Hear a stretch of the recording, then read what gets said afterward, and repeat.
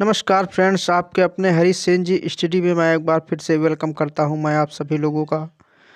So guys, आज से हमारा इंडियन इलेक्ट्रिसिटी रूल नियमों की यहां से हम लोग स्टार्ट करेंगे। तो सबसे पहले हम लोग इंडियन इलेक्ट्रिसिटी के रूल्स पढ़ेंगे, यानी knowledge of Indian electricity rule क्या होते हैं। उसके बाद हम लोग थ्योरी पे पहुंचेंगे। स्टार्ट करते हैं आज, क्योंकि क्वेश्चन पूछ ही लेता है। यूपी पीसीएल टीजी 2 हो या फिर हमारा यूपी पीसीएल जेई हो, ए में भी कभी कभी क्वेश्चन डाल देता है, क्योंकि ये याद करने वाले होते हैं, जल्दी कोई इधर ध्यान नहीं देता है। सो गाइज, आज हम लोग स्टार्ट करेंगे knowledge of Indian electricity rule. यानी भारतवर्ष में इंडियन इलेक्ट्रिक इंजीनियरिंग की संस्था यानी इंस्टीट्यूट ऑफ इलेक्ट्रिकल इंजीनियर्स ने इलेक्ट्रिसिटी संबंधी कुछ नियम बनाए हैं, जो नियमों के अनुसार कार्य न करने वाले व्यक्ति को दंडित या प्रताड़ित करने का भी विधान है। अतः यह आवश्यक है कि वे व्यक्ति जो इलेक्ट्रिसिटी से सीधा कांटेक्ट रखते हैं, इन नियमों को ध्यान में रखकर इलेक्ट्रिसिटी संबंधी कार्य करें, ताकि भविष्य में घटित होने वाली किसी यूबीटीए की दुर्घटना से बच सके। तो हम लोग जो है, आप लोग जान चुके होंगे इंडियन इलेक्ट्रिसिटी रूल। हम लोग सावधानी कौन सी किस में आती है, सावधानी किस रूल में आती है। जैसे कि हमारा लॉ होता है, उसी प्रकार से इंडियन इलेक्ट्रिसिटी के रूल्स भी होते हैं, वो भी एक लॉ है। तो हम लोगों को इनको जानना बहुत ही अति आवश्यक है। तो हमारा रूल नंबर 28 कहता है, यहीं से स्टार्ट ही हुआ है। जो मेन इंपॉर्टेंट है वही मैं कराऊंगा बस, ताकि डिक्टो आराम से क्वेश्चन फंस सके। इन्हीं से ही पूछा भी जाता है, कई बार क्वेश्चन आया है। तो वोल्टेज या इलेक्ट्रिसिटी दबाव यानी इलेक्ट्रिक प्रेशर है, जिसे वोल्ट मात्रक में क्या किया जाता है, मापा जाता है। इसे दो वायरों पॉजिटिव तथा, यहाँ पर देख लीजिए, पॉजिटिव और तथा निगेटिव, या फेज कह लीजिए या फिर न्यूट्रल कह लीजिए, अथवा फेज अथवा न्यूट्रल वायरों के बीच में वोल्ट मीटर के द्वारा नापते हैं, जिसे हम क्या कहते हैं, वोल्टेज कहते हैं। मूल रूप से इसे निम्नलिखित 4 वर्गों में विभाजित किया गया है। निम्नलिखित 4 वर्गों में विभाजित किया गया है। नंबर 1 हमारा निम्न वोल्टेज यानी लो वोल्टेज, हमारा यह होता है लो वोल्टेज, या 250 वोल्टेज से अधिक क्या होता है, नहीं होता है। नंबर 2 यहाँ पर देख लेते हैं, यह मध्यम वोल्टेज जो हमारा होता है, 250 वोल्टेज से लेकर हमारा 650 वोल्टेज तक होता है गाइस। और हमारा नेक्स्ट 3 हमारा जो है ऑप्शन उच्च वोल्टेज, ये हमारा जो उच्च वोल्टेज होता है, ये हमारा 650 से लेकर 33,000 वोल्ट तक होता है। यानी ये हमारा जो मेन है तीसरा, 650 से लेकर 33,000 वोल्ट तक होता है। तो यानी हमारे 3 इलेक्ट्रिसिटी रूल हो गए। अब नेक्स्ट देखते हैं, यहाँ पर टिप्पणी देख लेते हैं, नोट्स क्या कहता है। नोट्स कहता है, न्यून व मध्यम वर्ग की वोल्टेज में पॉजिटिव या निगेटिव 5%, ये यहाँ पर आपका दे रखा है 5%। बहुत ही इंपॉर्टेंट क्वेश्चन बनता है, हर एक एग्जाम में पूछता है। निगेटिव 5% ±5% का परिवर्तन होता है। किसमें, वोल्टेज की बात की जा रही, only voltage, only for voltage के लिए। और यहाँ पर फिर ऑप्शन देख ले, उच्च तथा अति उच्च वोल्टेज में पॉजिटिव या निगेटिव ±12 यानी 12.5% यहाँ पर का परिवर्तन हो सकता है। यानी जब न्यून और मध्यम वोल्टेज के पूछे परसेंटेज, तो हमारा ±5% हो जाएगा। और जब उच्च के लिए पूछे, ये बड़ा कन्फ्यूजन वाला क्वेश्चन है उच्च और न्यून में, तो आज ये क्लियर कर लीजिए आप लोग। उच्च और अति उच्च वोल्टेज में पॉजिटिव या निगेटिव के लिए 12.5% का परिवर्तन होता है। जब न्यून और मध्यम पूछे तो 5% का होता है। इसलिए मैं बार बार दोहरा रहा हूँ, क्योंकि ये बहुत ही इम्पॉर्टेंट, ये हमारे जो दोनों हैं, ये हमारे बहुत ही इम्पॉर्टेंट क्वेश्चन बनते हैं यहाँ पर। अब चलते हैं, रूल नंबर हमारा 31 क्या कहता है। हमारा रूल नंबर 31 कह रहा है, इलेक्ट्रिक सप्लायर को चाहिए कि वह उपभोक्ता यानी कंज्यूमर की इमारत मकान में सभी अर्थिंग ऑन या अर्थित कंडक्टर्स अथवा अर्थात पॉजिटिव तथा फेज वायर किसी एक स्थान पर आयरन क्लैड फ्यूज लगाएं। ये हमारा जो हमारा फ्यूज वाला रूल है यहाँ पे 31 के अकॉर्डिंग आता है। तो इसमें क्वेश्चन पूछ लेगा जो हम फ्यूज यूज करते हैं वो किस रूल के अकॉर्डिंग आता है। तो हम लोग जब इसको पढ़े रहेंगे तो बड़े आसानी से कर लेंगे। रूल नंबर 31 उसमें दे रखा है, रूल नंबर 31, 32 ऑप्शन के अकॉर्डिंग 28 ऐसे दे रखा, तो हम लोग आराम से कर सकेंगे जब पढ़े रहेंगे। यानी 31 के अकॉर्डिंग आता है। अब रूल नंबर हम देख लेते हैं 32। रूल नंबर 32 क्या कहता है? 1, अर्थेड किया हुआ न्यूट्रल कंडक्टर अथवा कंडक्टर जिनको इसमें जोड़ना है इलेक्ट्रिक सप्लायर एक पक्का निशान निम्नलिखित स्थान पर लगाएगा जिससे कंडक्टरों तथा लाइन कंडक्टरों की पहचान की जा सके। और नंबर यहाँ पे हमारा ए देख लीजिए क्या कहता है। जहाँ अर्थिंग या अर्थेड किया हुआ न्यूट्रल कंडक्टर या सप्लायर के अधिकार में है और वहाँ से इलेक्ट्रिक सप्लाई स्टार्ट होती है। नंबर 2 यहाँ पर जहाँ सप्लायर के अर्थेड कंडक्टर को उपभोक्ता कंज्यूमर के कंडक्टर के साथ कनेक्ट किया जाता है। यानी जहाँ से कंज्यूमर का जो कंडक्टर होता है, जहाँ पर चालक होता है, वहाँ से जो कनेक्ट किया जाता है। नंबर 3 क्या कह रहा है? सप्लाई स्टार्ट होने वाले स्थान यानी प्लेस पर। इसका तात्पर्य क्या हुआ? यानी ये जो हमारे तीनों हमारा ABC हम लोगों ने पढ़ा अभी, इसका तात्पर्य क्या हुआ? इसका तात्पर्य यह है कि हमारा सप्लायर स्टार्ट होने के स्थान पर एक कंडक्टर लगाए जिसको न्यूट्रल कंडक्टर कहा जाए और यह उपभोक्ता के अर्थिंग सिस्टम से जोड़ा जाए। और नंबर 2 यहाँ पर कह रहा है, देख लीजिए, वो फर्स्ट के अकॉर्डिंग आया था ABC और ये हमारा 2, न्यूट्रल कंडक्टर पर अलग से कोई फ्यूज या लिंक अथवा स्विच नहीं लगाना चाहिए जब तक कि इसे केवल पूर्ण सप्लाई के मल्टीपोल यानी DPIC double pole iron clad, TPIC का फुल फॉर्म होता है, ये भी क्वेश्चन पूछ लिया है, कई बार पूछा है, ट्रिपल पोल आयरन क्लैड में स्विच में प्रयोग किया जाता है। तो इसका जो हमारा नेक्स्ट देखते हैं फ्रेंड्स। नेक्स्ट हमारा रूल नंबर यहाँ पर 33 हमारा रूल नंबर क्या कहता है, किसके बारे में बात करता है? यदि उपभोक्ता मध्यम एवं उच्च, यहाँ पर मध्यम एवं उच्च या अतिरिक्त उच्च वोल्टेज का प्रयोग कर रहा है उपभोक्ता यानी कंज्यूमर, तो उसकी अपनी अलग से अर्थिंग सप्लाई होनी चाहिए और उसके देखभाल करने का उत्तरदायित्व उसी पर होना चाहिए, क्योंकि उसमें समय समय पर पानी डालना होता है, कोयला साल्ट डालना होता है, नमक वगैरह डालना होता है, तो उसकी ज़्यादा भरपाई आती है, उसके लिए उसी को किया गया है। और हमारा निम्न वाला अगर ना भी हो अर्थिंग तब भी चल जाता, लेकिन अर्थिंग मोस्ट इम्पॉर्टेंट है रूल के अकॉर्डिंग। ये सेफ्टी पर्पस से लगाया जाता है ताकि आप सेफ रहे, सभी लोग, चिड़िया हो या कोई भी मानव हो या कोई पशु हो, गांव घर में सभी जगह रहते हैं, तो इसके लिए बहुत ही सेफ्टी पर्पज है। लेकिन यहाँ पर जो रूल नंबर 33 कह रहा है मध्यम हो या उच्च हो या अति उच्च हो, तो उसके लिए जो अर्थिंग का उत्तरदायित्व होगा वो सिर्फ कंज्यूमर का ही होगा। नंबर B देख लेते हैं। उपभोक्ता का यह पूर्ण प्रयास रहेगा कि सप्लायर के अर्थेड टर्मिनल और उसके इलेक्ट्रिसिटी लोड को किसी प्रकार का कोई डैमेज ना पहुंचाए।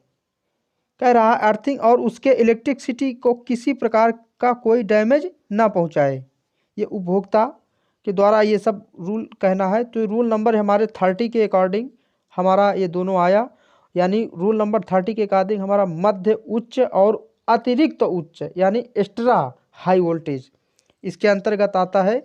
इसके अंतर्गत इसमें आता है कि जो हमारा कंज्यूमर है वो स्वयं जिम्मेदार होगा अर्थिंग के लिए, अर्थिंग अपना करेगा। ये हमारा इंडियन इलेक्ट्रिसिटी रूल कहता है, रूल नंबर 33। अब रूल नंबर पढ़ते हैं 34। रूल नंबर 34 क्या कह रहा है? रूल नंबर 34 कह रहा है किसी भी इमारत में नंगे कंडक्टर इतनी ऊंचाई पर लगाए जाए कि बिना किसी सीढ़ी या बिना कोई विशेष साधन जैसे स्टूल, टेबल आदि अथवा बिना विशेष प्रयास के वहां तक न पहुंचा जा सके। वहां पर एक स्विच भी लगा होना चाहिए ताकि आवश्यकता पड़ने पर तत्पर ही समस्त कंडक्टरों को डेड किया जा सके। डेड किया जा सके मतलब स्विच क्या कर दिया जाए, ओपन कर दिया जाए, ताकि सर्किट कंप्लीट ना रहे। जब सर्किट कंप्लीट नहीं रहेगा तो हमारी जो करंट होगी वो शून्य हो जाएगी, तो जिससे रेजिस्टेंस हमारा इनफाइनाइट हो जाएगा, जिससे किसी को शॉक नहीं लगेगी। ये हमारा रूल नंबर 34 कहता है। बिना सीढ़ियों के या फिर बिना स्टूल के वहाँ तक ना पहुँचा जा सके, इतनी हाइट पर उसे लगाया जा सके। अभी हम आगे वीडियोस में वे भी बात करेंगे कितनी हाइट पर क्या होना चाहिए, कौन सी लाइन होना चाहिए, उच्च हाई सारी। तो इंडियन इलेक्ट्रिसिटी रूल हमारा 34 ये बातें कर रहा है, आप लोग समझ चुके होंगे। अब नेक्स्ट हमारा 35 रूल नंबर क्या कहता है, आइए पढ़ते हैं फ्रेंड्स। सभी मध्यम उच्च अतिरिक्त वोल्टेज ट्रांसमिशन का मालिक एक खतरे का नोटिस हिंदी तथा प्रांतीय भाषा में लगेगा। मतलब जो जहाँ की भाषा हो उसमें इजीली तरीके से उसमें एक नोटिस लगाई जाए। उसके बाद फिर जहाँ पर इलेक्ट्रिसिटी क्या जनरेट, मोटर, ट्रांसफार्मर और हमारा स्पोर्ट्स तथा अन्य पावर के उपकरण लगे हुए हों, जैसे नियॉन साइन, एक्सरे मशीन जो हमारी हॉस्पिटल में लगी होती है। यदि कई इलेक्ट्रिसिटी उपकरण एक ही एनक्लोजर में हो तो एक ही नोटिस काफ़ी है। अगर एक ही में हमारा सब हो, जैसे एक प्रकार से हब होता है कंप्यूटर, ठीक उसी प्रकार से इसमें भी होता है टीवी टाइप में, तो इसमें एक ही में अगर लगे हैं तो हमारा एक ही नोटिस काफ़ी है। अगर दो हैं अलग अलग तो फिर उसके लिए दो अलग अलग, उसके लिए थोड़ा क्षेत्र भी बड़ा हो जाता है, इसके अकॉर्डिंग दो हो जाएगा। तो क्षेत्र के अकॉर्डिंग भी वहाँ पे डिपेंड करता है कहाँ से लोग एंट्री करते हैं। खासकर ज़्यादातर वहीं पे जिस काम के लिए जहाँ पर वहाँ पर जाए तो वहाँ पर ज़रूर लगा होना चाहिए। अब हमारा बी ऑप्शन पढ़ते हैं। उच्च तथा अतिरिक्त उच्च वोल्टेज के प्रत्येक इलेक्ट्रिक पोल पर हमारा ये लगा होना चाहिए। हमारा उच्च हो या अतिरिक्त उच्च वोल्टेज, कभी कभी आप लोग देखो जाते होगे 33,000 लिखा रहता है डेंजरस, वो हमारी जो प्लेट लगी रहती है उसी की बात की जा रही है। यानी रूल नंबर 35 डेंजरस के लिए, इंफॉर्मेशन के लिए, आगाह करने के लिए हम लोग एक नोटिस चिपकाएंगे। इसके बारे में रूल नंबर 35 बात कर रहा है। अब चलते हैं रूल नंबर हमारा 36 क्या कहता है। रूल नंबर 36 कहता है किसी भी इलेक्ट्रिक कंडक्टर या मशीन अथवा उपकरण पर कार्य करने से पहले उसे अर्थ करके उनके इलेक्ट्रिक चार्ज को डिस्चार्ज कर देना चाहिए। इस बात का भी विशेष सावधानी रखी जानी चाहिए कि उन पर कार्य करते समय उनमें कहीं से अचानक पावर ना आ जाए। यानी जो हमारी लाइन है उसको डिस्कनेक्ट कर ही काम करेंगे। ये हमारा इंडियन इलेक्ट्रिसिटी रूल 36 कहता है।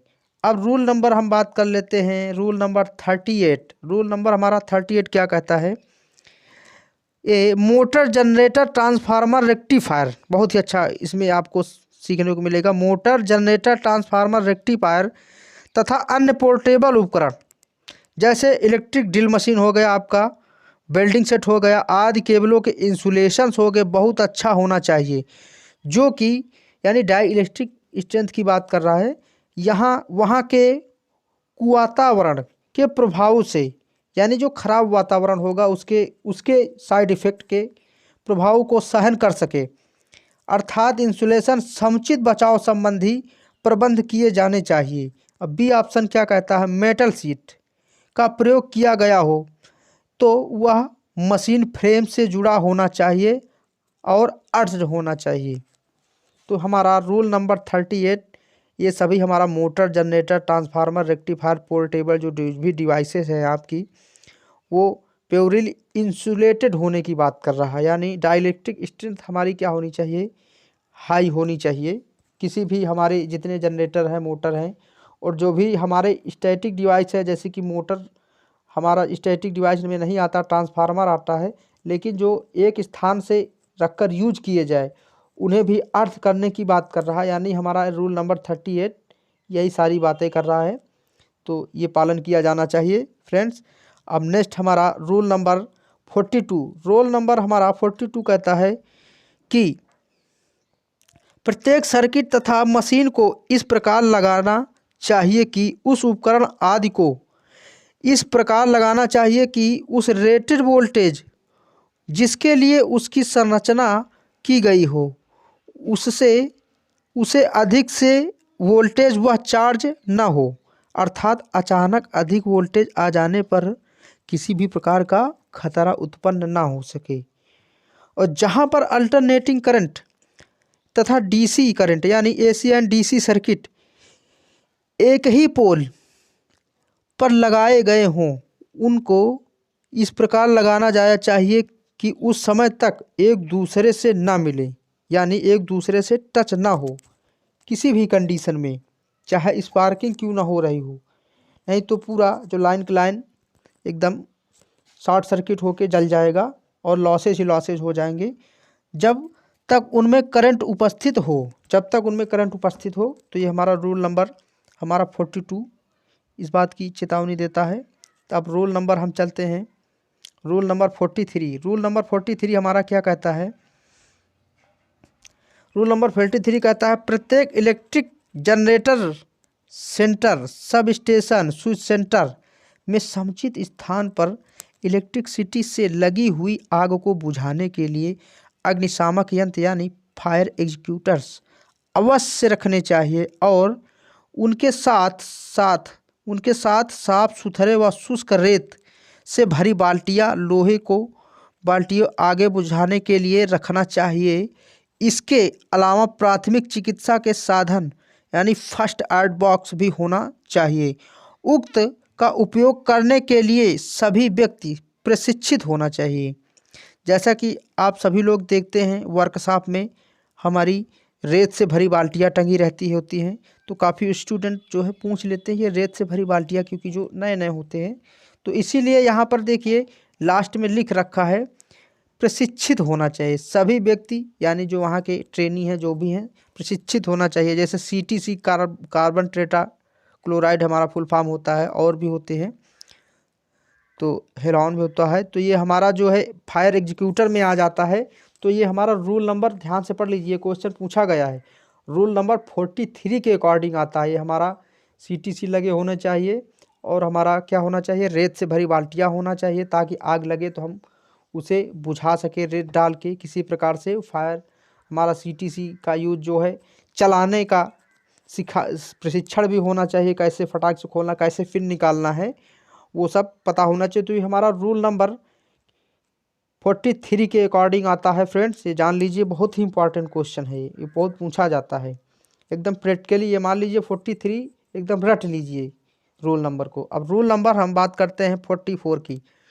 रूल नंबर 44 कहता है प्रत्येक जनरेटिंग स्टेशन, सब स्टेशन तथा फैक्ट्री में हिंदी व अंग्रेजी व प्रांतीय भाषा के इलेक्ट्रिसिटी के झटके से बीमार व्यक्ति के उपचार से संबंधित चार्ट यानी शॉक ट्रीटमेंट चार्ट आम जगह पर लगाना चाहिए। आम जगह जहाँ पर एंट्री करते हुए जहाँ पर फायर एग्जीक्यूटर लगा हो वहाँ पर, उसके बाद वहाँ पर चार्ट भी लगे होने चाहिए कैसे चलाना है। तो यहाँ पे सारी चीज़ें होनी। हमारा रोल नंबर 44 यही बात कर रहा है। हिंदी, इंग्लिश और प्रांतीय भाषा जैसे आप जनरली बात कर लेते हो, जैसे समझ लीजिए बिहार की एक भाषा हो गई का हुई हो, तो उसी प्रकार से वहाँ पर भी लगाना चाहिए प्रांतीय भाषा। हिंदी, अंग्रेजी और प्रांतीय भाषा यानी तुम्हारी जो सिंपल भाषा में बात करते हो, इजी में, कोई तुमको दिक्कत प्रॉब्लम ना हो, वो होती है प्रांतीय भाषा। चार्ट जरूर लगा होना चाहिए। यानी यहाँ पर देखो झटके से बीमार, यानी जिसको शॉक लगी है उसको बीमार व्यक्ति से रिलेट किया गया है, तो इसका रूल नंबर 44 कहा गया है। अब चलते हैं नेक्स्ट, हमारा कह रहा है रूल नंबर 45। रूल नंबर 45 किसी भी इलेक्ट्रिक इंस्टॉलेशन का कार्य जैसे इलेक्ट्रिक फिटिंग करने, मरम्मत करने और तथा बदलने यानी पुराना हटाकर नया लगाने का कार्य वही व्यक्ति कर सकता है जिसके पास ठेकेदारी अथवा लाइन वायरमैन का लाइसेंस स्टेट गवर्नमेंट का हो, जिसे प्रायः सप्लाई कंपनियां देती हैं। केवल अन्य सहायक व्यक्ति इलेक्ट्रिक उपकरणों का सामान्य मेंटेनेंस तथा wall lamp table, lamp, fan, switch आदि बदल सकता है। यदि किसी इलेक्ट्रिक इंस्टॉलेशन को बिना लाइसेंस वाले व्यक्ति ने किया तो इलेक्ट्रिक सप्लायर सप्लाई नहीं देगा। यानी हम लोग जैसे कि गाँव में देखे होंगे, गाँव में शहरों में जो डिस्ट्रीब्यूटर होता है, यानी डिस्ट्रीब्यूटर से जहाँ से आता है, डिस्ट्रीब्यूटर स्टेशन से जो हमारा एसएसओ होता है वहाँ से सप्लाई भेजता है, तो वो जो है जब तक उसका लाइसेंस नहीं होगा गवर्नमेंट की तरफ से, तब तक जब वो फ़ोन करेगा तभी वो जो है हमें क्या ट्रिप देगा, नहीं तो वरना ट्रिप नहीं देगा। और जो जैसे कि हमारे गांव में इलेक्ट्रीशियन के काम करने वाले होते वो तुम्हारे सिर्फ घर का काम करेंगे, उनके पास वायरमैन लाइसेंस हो अथवा ना हो 45 में ये रूल कह रहा है। यानी आपके पास होना चाहिए, जब लाइन पे मेन लाइन पे काम करना है तो आपको जो है होना चाहिए लाइसेंस। उसके अकॉर्डिंग वो जो हायर करते हैं बच्चे वो काम करते हैं, उनके लिए फुल सप्लाई मतलब सपोर्टेड चीज़ें, यानी फुल्ली आप सेफ्टी फुली चीज़ें भी देगा वो। ऐसा नहीं, इसमें रूल में बताया गया है लाइसेंस तभी उसका पूरा बनता है जब सारी बातें निहित होती उसमें मान लिया जाता, साइन कराया जाता है। तो रूल नंबर हमारा 45 ये कहता है। और ऐसे नॉर्मली चीज़ें जो है ये सब कर लेते हैं आराम से, फाइन वाला चीज़ इलेक्ट्रीशियन आराम से कर लेता है, यानी 45 नंबर रूल हमारा ये कहता है। अब नेक्स्ट रूल नंबर फ्रेंड्स करते हैं, रूल नंबर 46 कह रहा है, प्रत्येक इंस्टॉलेशन का सामयिक निरीक्षण तथा टेस्टिंग होना चाहिए, जिसका समय 5 वर्ष से अधिक नहीं होना चाहिए। जिसका समय 5 वर्ष से अधिक नहीं होना चाहिए। इस निरीक्षण की फीस उपभोक्ता कंज्यूमर को देनी पड़ेगी। यानी ये रूल नंबर 46 क्या कह रहा है, सामयिक निरीक्षण, प्रत्येक इंस्टॉलेशन, टेस्टिंग, समय 5 वर्ष से अधिक नहीं होना चाहिए। कोई भी इंस्टॉलेशन हो 5 वर्ष के बाद उसे क्या करना है, चेंज कराना है। ये इंडियन इलेक्ट्रिसिटी 46 नंबर रूल्स कहता है। इस निरीक्षण की फीस कोई गवर्नमेंट नहीं देगी, वो कंज्यूमर की ही देनी पड़ेगी, यानी ये उपभोक्ता को ही देना पड़ेगा जो भी चेंज कराएगा। तो ये हमारा इंडियन इलेक्ट्रिसिटी 46 नंबर कहता है। चलते हैं फ्रेंड 47 नंबर रूल नंबर 47 क्या कहता है, आइए चलते पढ़ते हैं। किसी भी इंस्टॉलेशन को सप्लाई देने से पहले सप्लायर उसका निरीक्षण व परीक्षण करेगा। यदि निरीक्षण और परीक्षण के परिणामों से सप्लायर को निश्चित रूप से यह विश्वास हो जाता है कि इंस्टॉलेशन से खतरा उत्पन्न हो सकता है, तो सप्लायर के कनेक्शन देने से मना कर सकता है। वह उपभोक्ता को इंस्टॉलेशन ठीक करवाने के लिए कह सकता है। मतलब जोर नहीं डालेगा बट कह सकता है जब आप ये काम करा लीजिए, कोई प्रॉब्लम है आपके उसमें शॉर्ट सर्किट में, कोई लाइन में कहीं पर भी, तो आप उसको ठीक करा लीजिए, उसके बाद ही मैं आपको सप्लाई दे पाऊँगा। ये जोर नहीं डालेगा कि आपको कराना ही है, क्योंकि वो आपकी उपभोक्ता की चीज़ है, कंज्यूमर की चीज़ है, तभी वो सप्लाई देगा, अन्यथा नहीं देगा। नहीं कोई अगर हादसा हुआ किसी कारण तो उसका जिम्मेदार फिर उसको जो हर्जाना देना पड़ जाएगा सरकार को, जो हमारा लाइनमैन होगा। सो गाइज इसका 47 नंबर रूल हमारा यही कहता है। और अब बात करते हैं 48 रूल नंबर हमारा क्या कहता है, इलेक्ट्रिक सप्लायर को यह पूर्ण अधिकार है कि वह किसी भी उपभोक्ता को सप्लाई देने से इनकार कर सकता है जिसके इंस्टॉलेशन में लीकेज कुल करंट का 5,000वें हिस्से से अधिक लीकेज हो रही हो।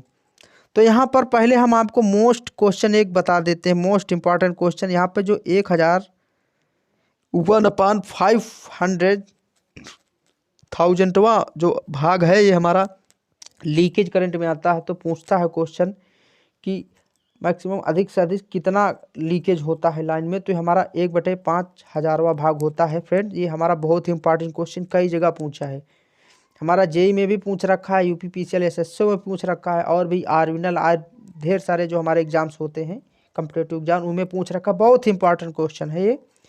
तो हमारा रूल नंबर है 48 के अकॉर्डिंग आता है फ्रेंड, सप्लाई देने से इनकार कर सकता है। तो हाँ, अगर जो आपने उपभोक्ता सप्लाई सही नहीं है इंस्टॉलेशन में, अगर आपके लीकेज है कहीं पर भी, तो वो देने से मना कर सकता है। तो इसका जो 1,000 सबसे इम्पॉर्टेंट यहाँ पर 48 एक ही हो गया, एक ये क्वेश्चन बन जाएगा कि हमारा कौन सा जो है 1000वां भाग जो है लीकेज हो रहा है होता है, वो हमारा रूल कौन सा है। तो ये हमारा रूल कौन सा होगा, 48 रूल होगा। बहुत ही इंपॉर्टेंट क्वेश्चन है फ्रेंड। अब ये हमारा रूल नंबर 49 पढ़ते हैं फ्रेंड, बहुत ही अच्छा ये भी हमारा रूल्स है।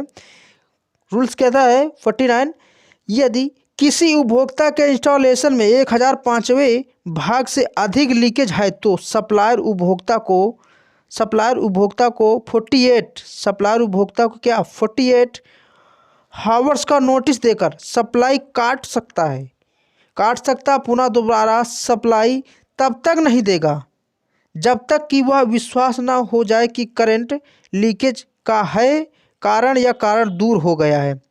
विश्वास कहने का मतलब यहाँ पर हुआ उसकी टेस्टिंग होगी। अगर 1005वें भाग से अधिक करंट लीकेज हो रहा है तो फ्रेंड वो सप्लाई देने से मना कर सकता है और देगा भी नहीं, और जब तक उसकी टेस्टिंग कंप्लीट नहीं हो जाए कि नहीं 1005वें भाग से कम हो गई है लीकेज करंट, तभी वो सप्लाई आपको पुनः देगा। यानी रूल नंबर 48 हमारा ये कहता है, और रूल नंबर 49 ये कहता है, और रूल नंबर 48 हम आपको बता ही चुके हैं, 1005वां भाग लीकेज के लिए बताया गया है। और ये हमारा 49 जो हमारा कहा है 1005वां भाग लीकेज के लिए बताया है, तभी तक सप्लाई देगा जब तक इससे कम नहीं आ जाएगा, यानी 1005वें भाग से कम नहीं आ जाएगा।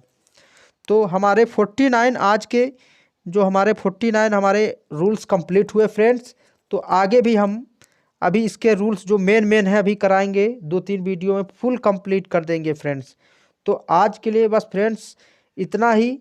प्लीज़ चैनल को सब्सक्राइब करें, लाइक करें, शेयर करें ज़्यादा से ज़्यादा, और चैनल को ग्रो कराएं ताकि हम और अच्छा से अच्छा आप लोगों को कंटेंट दें। उसके बाद आने वाले समय में क्या, इसके बाद ये देने के बाद मैं सीधा आप लोगों को PLC थ्योरी पढ़ाऊँगा। इंडियन इलेक्ट्रिसिटी रूल के बाद सीधा जो सबसे ज़्यादा डिमांड हो रहा है PLC यानी प्रोग्रामिंग लॉजिक कंट्रोल की, उसके बाद मैं सीधा आप लोगों को PLC स्टार्ट करूंगा, वो भी थ्योरी विथ कम से कम 20 या 25 हर एक चैप्टर के आपको जो है मैं MCQ भी कराऊंगा फ्रेंड्स। तो बहुत ही अच्छा कॉन्सेप्ट क्लियर होगा आप लोगों को। और ज़्यादा से ज़्यादा चैनल को ग्रो कराएं, शेयर करें, सब्सक्राइब करें जो लोग चैनल को सब्सक्राइब नहीं किए। तो thanks for watching this video. जय हिंद, जय भारत।